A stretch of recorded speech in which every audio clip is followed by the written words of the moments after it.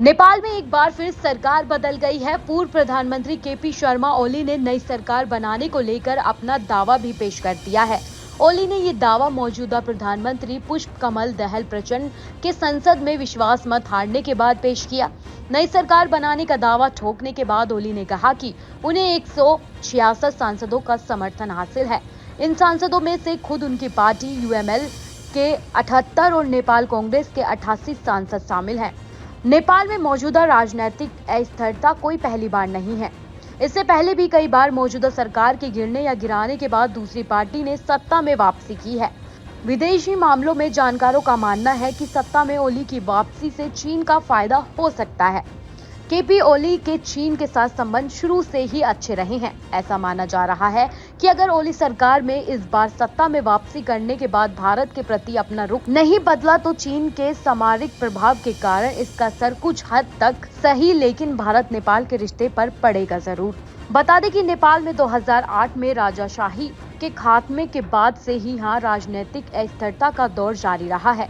यही वजह है कि बीते 16 साल के लोकतंत्र के इस छोटे से लखन में ही नेपाल ने 13 प्रधानमंत्रियों का कार्यकाल देखा है।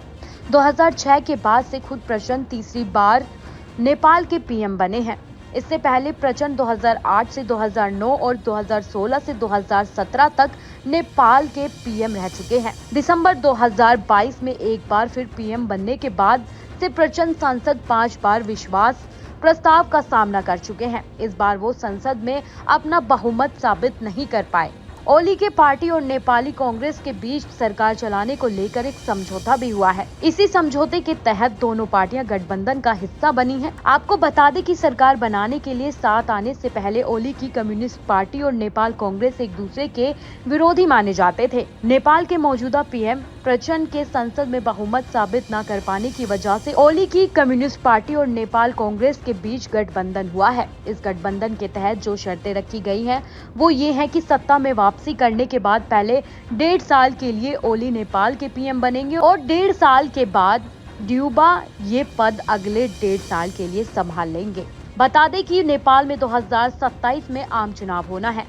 नेपाल भारत के पड़ोसी मुल्क में से एक है। बीते कुछ समय से जिस तरह से चीन की रुचि नेपाल में बढ़ी है, उसे देखते हुए नेपाल भारत के लिए कूटनैतिक स्तर पर अब बेहद खास हो चुका है। ऐसे में अब जब नेपाल में ओली सरकार की वापसी तय हो चुकी है तो ये जानना भी बेहद जरूरी है कि आखिर इसका असर भारत पर कितना पड़ेगा।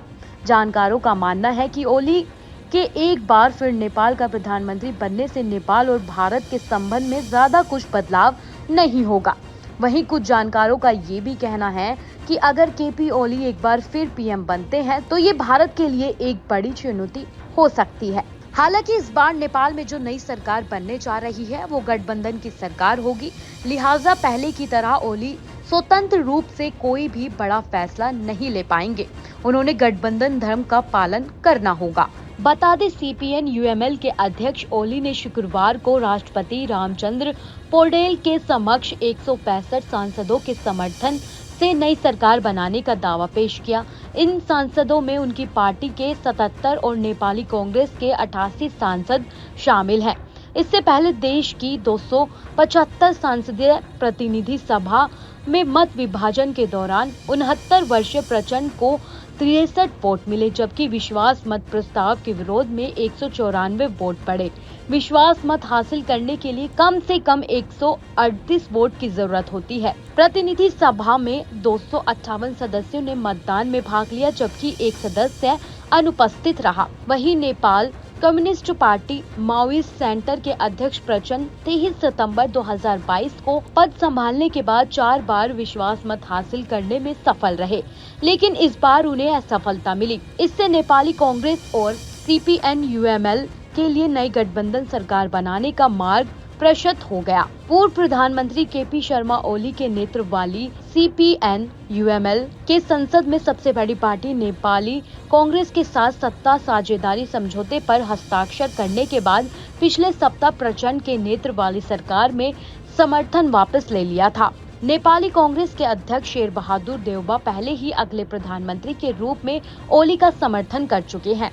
देउबा और ओली ने प्रचंड के नेतृत्व वाली सरकार को अब दस्त करने और नए गठबंधन सरकार बनाने के लिए सोमवार को 7 सूत्री समझौते पर हस्ताक्षर किए थे। समझौते के अनुसार ओली और देवबा प्रतिनिधि सभा की शेष अवधि के दौरान बारी-बारी से प्रधानमंत्री पद साझा करेंगे।